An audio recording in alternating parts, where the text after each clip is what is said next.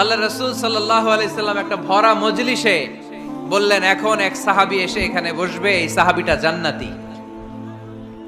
সব সাহাবারা অবাক, না জানি তিনি কার কথা বললেন।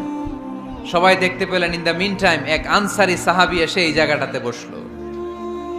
তার কয়েকদিন পরে আরেকটা ভরা মজলিসে আল্লাহ রাসূল বললেন, এখন এই মাত্র এক সাহাবী এসে এখানে বসবে, এই সাহাবীটা জান্নাতি।